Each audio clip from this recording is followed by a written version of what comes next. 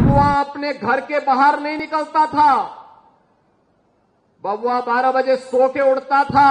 होली हो या दीपावली, रक्षाबंधन हो या शिवरात्रि, रामनवमी हो या जन्माष्टमी, इन पर्व और त्योहारों को इन्होंने बैन कर दिया था। हरे रामा हरे कृष्णा की धुन कुछ लोगों को पसंद नहीं थी, इसलिए समाजवादी पार्टी इसको बैन करती थी। मुझे गोरखपुर से आना पड़ा था, मैं सांसद था, मुझे आंदोलन करने के लिए यहां अयोध्या आना पड़ा था। आज भी समाजवादी पार्टी के नेताओं को वही दौरे आते हैं, कैसे जमीन पे कब्जा करते थे। एक एक कोई भी माफिया किसी भी क्षेत्र का होगा, वह समाजवादी पार्टी से प्रदेश के अंदर जुड़ा हुआ था।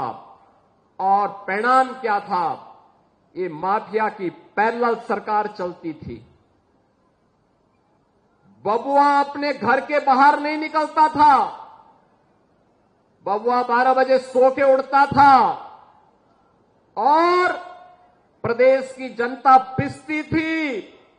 माफिया समानांतर सरकार चला करके अराजकता और गुंडागर्दी का एक और तांडव करते थे।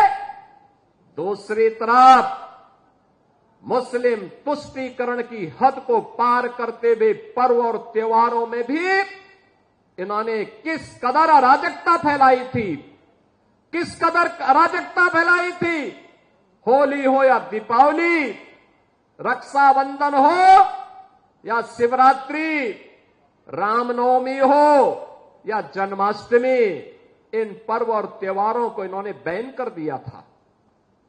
यहां तक कि जन्माष्टमी के आयोजन को थाना, पुलिस लाइन और जेलों में इन्होंने रोक लगा दी थी। कहा जन्माष्टमी में भजन मत गाओ, थानों में नहीं होने चाहिए। आयोजनों को इन्होंने रोकने का काम किया था, क्योंकि हरे रामा हरे कृष्णा की धुन कुछ लोगों को पसंद नहीं थी, इसलिए समाजवादी पार्टी इसको बैन करती थी। कांवड़ यात्रा पे रोक लगाते थे। और किस कदर की अराजकता थी। दुर्गा पूजा में अयोध्या का दंगा किसने नहीं देखा? देवकाली मंदिर में कैसे मूर्ति चोरी हो गई थी समाजवादी पार्टी की सरकार में। मुझे गोरखपुर से आना पड़ा था, मैं सांसद था, मुझे आंदोलन करने के लिए यहां अयोध्या आना पड़ा था।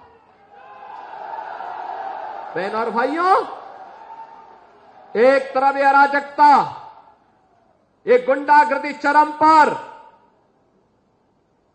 समाजवादी पार्टी की सरकार के समय गरीबों का राशन लूटते थे, गौ हत्या करवाते थे, गौ तस्करी ये लोग कराते थे, वनों के अवैध कटान कराते थे, जमीनों पर कब्जा करवाते थे। अराजकता चरम पर इनके समय में थी। और आज भी समाजवादी पार्टी के नेताओं को वही दौरे आते हैं, कैसे जमीन पे कब्जा करते थे। आज जमीनों पे कब्जे हट चुके हैं।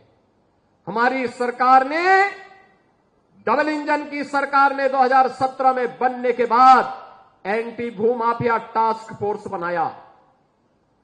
समाजवादी पार्टी के भूमाफिया और गुंडों ने जो जमीनें कब्जा की थी, 64,000 हेक्टेयर लैंड को इनके कब्जे से मुक्त कराया।